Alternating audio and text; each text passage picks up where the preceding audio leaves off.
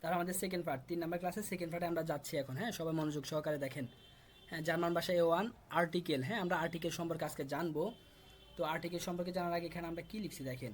German ভাষায় article বলতে এমন শব্দ বোঝায় যা কোনো নামবাচক শব্দের লিঙ্গ, সংখ্যা এবং কারক নির্দেশ করে। হ্যাঁ, তাহলে আর্টিকেল বলতে কি বোঝায় আমরা সংক্ষেপে একটা ধারণা দিলাম আর কি। হ্যাঁ, সংজ্ঞা আকার আপনাদেরকে বললাম।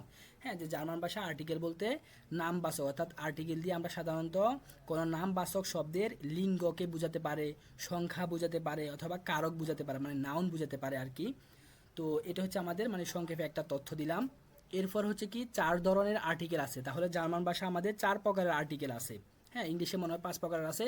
তো ওইরকম আমাদের জার্মান ভাষাও প্রকারভেদ আছে। তো আমাদের জার্মান ভাষায় আর্টিকেল হচ্ছে 4 ধরনের। তাদের মধ্যে আজকে আমরা 2 ধরনের আর্টিকেল শিখব। তো এই 4 প্রকারের আর্টিকেলের মধ্যে আমরা আজকে 2 প্রকারের অর্থাৎ মোস্ট যে 2টা ইউজ হয় ওই 2টা আর্টিকেল সম্পর্কে আমরা আজকে জানবো এবং শিখব।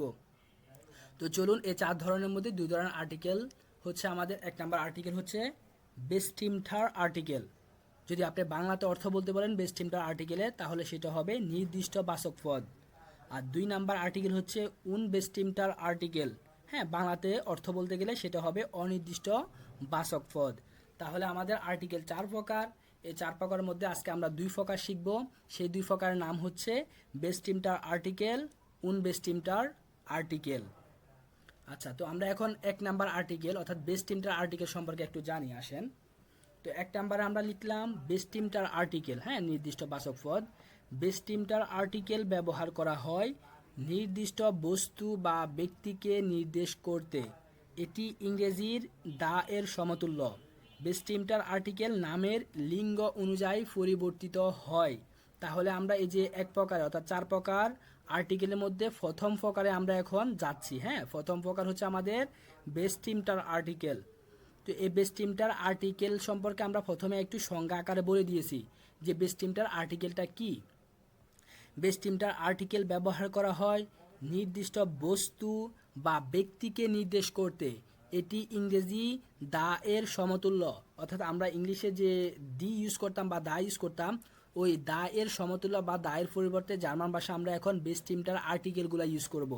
হ্যাঁ, ইংলিশে তো শুধুমাত্র আপনি দা বলতেন, কিন্তু জার্মানে আমরা বেস্ট টিমটার আর্টিকেল ইউজ করবো। এই বেস্ট টিমটার আর্টিকেল আমাদের কয়েকটা আছে। হ্যাঁ, শুধু দা এর পরিবর্তে শুধু বেস্ট টিমটার না। তো আমরা এখন নিচে দেখবো যে বেস্ট টিমটার আর্টিকেল কোনগুলো। তো বেস্ট টিমটার আর্টিকেল নামের লিঙ্গ অনুযায়ী পরিবর্তিত হয়। হ্যাঁ, তো আমরা প্রথমত বেস্ট টিমটার আর্টিকেলগুলো দেখে আসি।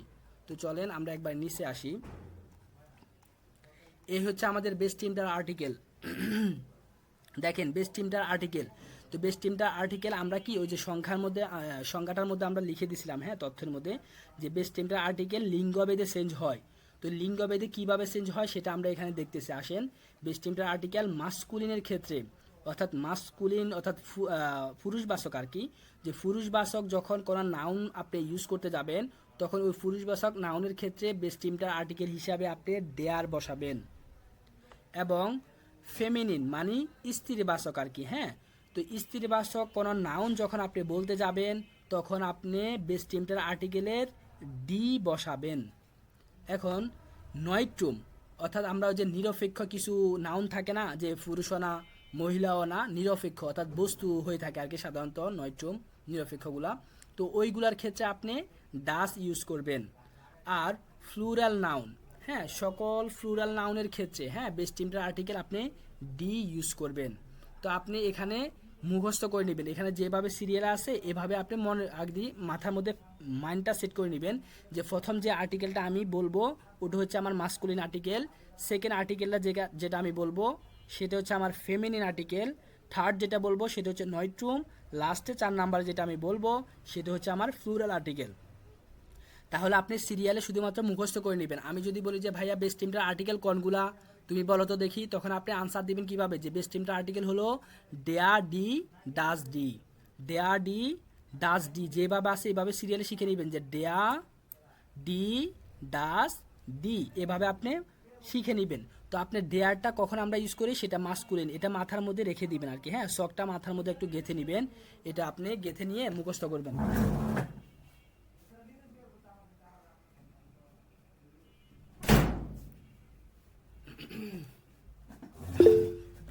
তাহলে তাহলে বেস্ট ইন্টার আর্টিকেল আমরা একটু জানলাম, হ্যাঁ, যে কোনগুলাকে আমরা বেস্ট ইন্টার আর্টিকেল বলে থাকি। বেস্ট ইন্টার আর্টিকেলগুলো হচ্ছে ডেয়া ডি, ডাজ ডি। তো এখন আমরা প্রয়োগগুলো দেখবো, হ্যাঁ, কয়েকটা উদাহরণের মাধ্যমে প্রয়োগগুলো দেখবো। আমরা এখন আবার উপরে চলে আসি। আচ্ছা, হ্যাঁ, আমরা প্রথম কি কোশ্চেন আছে কারো, নাকি কেউ জয়েন করছেন? কোশ্চেন করবেন? হ্যাঁ করেন, সমস্যা নেই, বলেন। বলছিলাম যে হচ্ছে কি, যেটা আপনি মাস্কুলিন বললেন, হ্যাঁ, এটার বাংলা মানে ইংলিশটা যদি আবার পাশে লিখে দিতেন এটা তো সুবিধা হতো। ইংলিশ লাগবে না, আপনি বাংলাটা শিখেন। মাস্কুলিন মানে হচ্ছে আপনার ওই যে পুরুষবাচক, আচ্ছা ওটাই, আচ্ছা ঠিক আছে। বাংলাটা শিখেন। পুরুষবাচক মানে হচ্ছে যে আপনার পুরুষবাচক নাম অথবা পুরুষবাচক নাউনের ক্ষেত্রে আপনি ওই ডিয়ারটা বসাবেন, বাংলা দিয়ে ঠিক শিখেন। আছে। তাহলে এখন আমরা যে আর্টিকেলগুলো কিন্তু দেখায় আসছে আপনাদেরকে নিচে, হ্যাঁ, যেন আপনারা বুঝতে পারেন সহজে। তো আমরা ওই যে দুই প্রকার আর্টিকেলের মধ্যে প্রথম নাম্বার আর্টিকেলে আসি কিন্তু, হ্যাঁ, আজকে দুই প্রকার আর্টিকেল দেখবো আমরা। তো প্রথম নাম্বার আর্টিকেলে আমরা আসি বেস্ট টিমটার আর্টিকেল। তো বেস্ট টিমটার আর্টিকেল কোনগুলা সেগুলো আমি আপনাদেরকে শখের মাধ্যমে দেখাই নিয়ে আসছি, হ্যাঁ। তো এগুলো মুখস্থ করে নেবেন যে এগুলো হচ্ছে ডেয়ার ডি ডাস ডি, এগুলো হচ্ছে বেস্ট টিমটার আর্টিকেল। তো এই বেস্ট টিমটার আর্টিকেল আমরা কি বস্তু বেঁধে আমরা এক এক জায়গায় এক একটা বসাবো। অর্থাৎ মাস্কুলিনের ক্ষেত্রে একটা বসাবো, ফেমিনিনের ক্ষেত্রে একটা বসাবো, হ্যাঁ, নয়ট্রুমের ক্ষেত্রে একটা বসাবো, প্লুরালের ক্ষেত্রে একটা বসাবো। সেটা আমি শখের মাধ্যমে আপনাদেরকে দেখাইলাম। তো এখন আমরা কিছু উদাহরণের মাধ্যমে দেখি, আসেন, যে কিভাবে আমরা এই দেয়ার বসাই, কিভাবে ডি বসাই, এগুলো আমরা এখন উদাহরণের মাধ্যমে দেখব।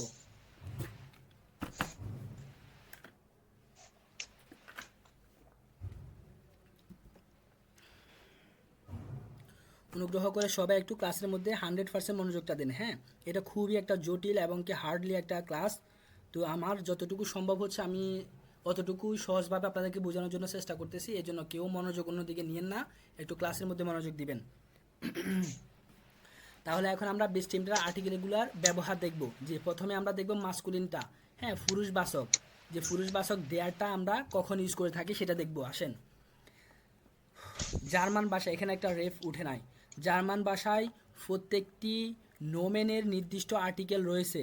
জার্মান ভাষায় যদি কোনো পুরুষ ব্যক্তিকে বোঝানো হয় তাহলে সেই পুরুষ ব্যক্তির আগে দেয়া বসে। অনুগ্রহ করে মাইকগুলো অফ করেন। এটা বলা লাগবে কেন ভাই, এটা তো কমন সেন্সের ব্যাপার। তাহলে আসেন, জার্মান ভাষায় প্রত্যেকটি নোমেনের নির্দিষ্ট আর্টিকেল রয়েছে। তাহলে প্রথমে কি লিখছি আমরা, জার্মান ভাষায় প্রত্যেকটি নোমেনের নির্দিষ্ট আর্টিকেল রয়েছে। জার্মান ভাষার যতগুলি নাউন আপনি দেখতে পাবেন, যত হাজার লক্ষ নাউন আছে, সবগুলা নাউনের আগে আর্টিকেল আছে একটা, হ্যাঁ, মানে তারা আর্টিকেল ব্যতীত কখনো নাউন ইউজ করে না তারা, হ্যাঁ, আর্টিকেল ব্যতীত নাউন জন্ম হয় না তাদের। আচ্ছা, এরপর হচ্ছে জার্মান ভাষা যদি কোনো পুরুষ ব্যক্তিকে বোঝানো হয় তাহলে সেই পুরুষ ব্যক্তির আগে ডেয়ার বসাবেন। অর্থাৎ এই যে বেস্ট টিমটার আর্টিকেল আমরা কয়টা শিখছি, 4টা শিখছিলাম, ডেয়ার ডি, ডাস ডি। তো আমরা প্রথমত ডেয়ারের ব্যবহারটা দেখতেছি যে বেস্ট টিমটার আর্টিকেলের ডেয়ারটা আমরা কখন ইউজ করব। এটা আমরা ইউজ করব পুরুষ ব্যক্তির ক্ষেত্রে, হ্যাঁ, পুরুষবাচক কোনো পেশা অথবা পুরুষবাচক ব্যক্তির ক্ষেত্রে আমরা এই ডেয়ার আর্টিকেলটা ইউজ করব। তো আমরা দুই একটা উদাহরণ দিচ্ছি, যে দেখেন, যেমন ডেয়া মান অর্থাৎ লোকটি, আমরা যখন কি কোনো মানুষকে কি ম্যান বলে থাকি না, পুরুষ ব্যক্তিকে আমরা ইংলিশে কি বলি, ম্যান বলে থাকি। তো এই ম্যানটা জার্মান বলা হয় থাকে ডেয়া মান, অর্থাৎ পুরুষ ব্যক্তিকে যখন আপনি বুঝাতে যাবেন তখন এই দেখেন পুরুষবাচক ব্যক্তি, এই জন্য এটার আগে ডেয়ার বসছে। মানটা একটা নাউন, এই মানটা হচ্ছে একটা নাউন। তো এই নাউনটা হচ্ছে আমার একটা পুরুষবাচক নাউন। তো এই জন্য এই পুরুষবাচক নাউনের কারণে এটার আর্টিকেল হবে ডেয়া। আচ্ছা, এরপর সেকেন্ড উদাহরণটা দেখেন, ডেয়া আর্স্ট, ডাক্তার। অর্থাৎ আমরা পুরুষদেরকে সাধারণত ডাক্তার বলে থাকি, হ্যাঁ, পুরুষদেরকে ডাক্তার বলে থাকি। তো এটা একটা পুরুষবাচক পেশা বা পুরুষ ব্যক্তিকে আপনি নির্দেশ করতেছেন, এই জন্য এই আর্স্ট এই নাউনটার আগে আপনি ডেয়ার আর্টিকেল বসাবেন। আচ্ছা, থার্ড যেটা আছে, ডেয়া মেকানিকা, অর্থাৎ মেকানিক্স, হ্যাঁ, সাধারণত মেকানিক্স আমরা ওই যে পুরুষবাচক পেশা, এটা এক ধরনের, পুরুষ ব্যক্তিরাই সাধারণত মেকানিক্স হয়ে থাকে, হ্যাঁ। তো ওই পুরুষবাচক ব্যক্তির এই পেশাটা যখন আপনি বা ব্যক্তিকে নির্দেশ করতে যাবেন, এই নাউনটা মেকানিকার, তখন আপনি ডেয়ার বসাবেন। এইভাবে যখন আপনি কোনো পুরুষবাচক ব্যক্তি অথবা পুরুষবাচক ব্যক্তির পেশাকে নির্দেশ করতে যাবেন তখন আপনি ওই নাউনটার পূর্বে এই নোমেন, এই ডেয়ার আর্টিকেলটা বসাবেন, হ্যাঁ, এই বেস্ট টিমটার আর্টিকেলের ডেয়ারটা বসাবেন। তো আমরা এখানে 3টা উদাহরণ দিয়ে আপনাদেরকে দেখাইছি। এরপরে লিখলাম কি, পুরুষ ব্যক্তির ক্ষেত্রে ডেয়া ব্যবহার হবে, কিন্তু কোনো বস্তুর ক্ষেত্রে আমরা কিভাবে মনে রাখবো, বস্তুর ক্ষেত্রে আমরা সবসময় এটি মুখস্থ করতে হবে। এখন আপনি আমাকে কোশ্চেন করতে পারেন যে ভাইয়া, হ্যাঁ ঠিক আছে, আমরা পুরুষবাচক ব্যক্তি অথবা পুরুষবাচক মানুষ, হ্যাঁ বুঝতে পারতেছি যে এটা পুরুষ, যে পেশা হোক অথবা মানুষ হোক আমরা এটা বুঝতে পারতেছি, তাহলে আমরা ওই ক্ষেত্রে ডেয়ার বসাইতেছি নাউন। এখন বস্তুর ক্ষেত্রেও দেখবেন যে কিছু কিছু বস্তুর ক্ষেত্রে ওরা ডেয়ার বসাইতেছে। তো ওই ক্ষেত্রে আপনি কিভাবে বুঝবেন যে কোন বস্তু, এটা তো মানে ডেয়ার হবে নাকি ডি হবে, এটা কিভাবে আমি মনে রাখবো? এটা মনে রাখার কোনো উপায় নাই, এটা আপনাকে মুখস্থ করতে হবে। কোনো বস্তুর নামের আগে অর্থাৎ বস্তু নাউনের আগে যদি আপনি ডেয়ার দেখতে পান, তখন আপনি ওইটা মুখস্থ করে নেবেন। আর পুরুষ হলে তো আপনি বুঝতে পারবেন যে হ্যাঁ এটা আমার পুরুষবাচক পেশা অথবা পুরুষবাচক ব্যক্তি, তাহলে আমার এটার আর্টিকেল দেয়া হবে। তবে কিছু কিছু বস্তুর ক্ষেত্রে আপনি দেখতে পাবেন যে ওই নাউনগুলোর ক্ষেত্রে ডেয়ার বসতেছে, তাহলে আপনাকে ওইটা মুখস্থ করতে হবে। ওই ক্ষেত্রে আপনার কোনো রুলস অথবা কোনো ট্রিক্স খাটবে না। এটা আমরা এখানে লিখলাম। আচ্ছা এখানে দেখেন এই যে দুইটা উদাহরণ দেখাইলাম, যে ডেয়া হুন্ড অর্থাৎ কুকুর। এখন আমি যে কুকুর যে বললাম, এই কুকুরটা কি পুরুষ নাকি মহিলা, এটা কি আপনারা বুঝতে পারছেন বা আমরা বুঝতে পারতেছি? বুঝতে পারতেছি না। কিন্তু এই কুকুরটা একটা নাউন, এই নাউনটার আর্টিকেল কিন্তু ডেয়ার হচ্ছে। তো এই ডেয়ারটা আমাকে মুখস্থ করতে হবে, যে কুকুরের নামের আগে আমার ডেয়ার আর্টিকেল হয়, এটা আপনাকে মুখস্থ রাখতে হবে। এরপর দেখেন ডেয়া স্টিফট অর্থাৎ কলম আর কি, হ্যাঁ বাংলাতে আমরা যেটাকে কলম বলে থাকি, এই কলম নাউনটার আগে ডেয়ার আর্টিকেল বসে। তো এখানে তো আমার কোনো রুলস, এই কলমটা কি পুরুষ নাকি পুরুষবাচক পেশা কিছুই আমি বুঝতেছি না। তার মানে এটা একটা বস্তু, তো এই বস্তুটার নামের আগে আমার ডেয়ার আর্টিকেল বসে। তো এই ডেয়ার আর্টিকেলটা আপনাকে মুখস্থ করতে হবে, যে এই কলম নাম নাউন, এই নাউনটার আগে আমার ডেয়ার বসে। এটা কোনো ট্রিক্স না, এটা আপনাকে আর্টিকেল সহকারে মুখস্থ রাখতে হবে বা মুখস্থ করতে হবে। এই হচ্ছে আমাদের ডেয়ার। হ্যাঁ কোন কোন ক্ষেত্রে আমরা ডেয়ার বসাবো, এটা আশা করি এখানে আপনাদেরকে ব্যাখ্যা করা হয়েছে। এখন এই ডেয়ার নিয়ে কোশ্চেন আছে আপনাদের, যে ডেয়ারটা ভাইয়া এখনো বুঝি নাই, কারো যদি ভাইয়া সমস্যা বলেন। হ্যাঁ বলেন। ভাই 5 মিনিট আছে আর। আচ্ছা ঠিক আছে। পুরুষের ক্ষেত্রে ডেয়ার ম্যানটা হলো পুরুষ, হ্যাঁ সেখানে ওমানের ক্ষেত্রে কি দাই ম্যান দিলেই ওখানে মহিলা মহিলা হয়ে যাবে। আবার বলেন। পুরুষের ক্ষেত্রে তো ম্যানের আগে ডার ইউজ করা হয়েছে, তো সরি ডেয়ার ইউজ করা হয়েছে, ডেয়ার ম্যান মানে পুরুষ লোক, সেখানে যদি মহিলা হয় তাহলে কি দাই ম্যান ওইখানে আমি দিলে যাবো। হ্যাঁ কোশ্চেনটা, এই কোশ্চেনটা কোশ্চেন করলে আনসার পেয়ে যেতেন। হ্যাঁ এই কোশ্চেনটা করা লাগতো না, ওটা আমি দিয়েছি ডেয়ার নিয়ে আমার আরেকটা কোশ্চেন আছে। হ্যাঁ বলেন। কুকুর তো মূলত প্রাণী, হ্যাঁ এটা তো প্রাণী। বস্তু না, সেক্ষেত্রে সর্বক্ষেত্রে কুকুরের আগে ডেয়ার হবে। হ্যাঁ ডেয়ার হবে অবশ্যই, হ্যাঁ সেটা মানে আমি তো এই যে বলে দিলাম যে হ্যাঁ কিছু বস্তু হুম। অথবা কিছু প্রাণী দেখবেন যে কি আমরা বুঝতেছি না কি এটা কি পুরুষ নাকি মহিলা, ওইগুলোর আগে কিন্তু ডেয়ার হচ্ছে, তাহলে ওই ডেয়ারটা সহকারে আপনাকে মুখস্থ রাখতে হবে।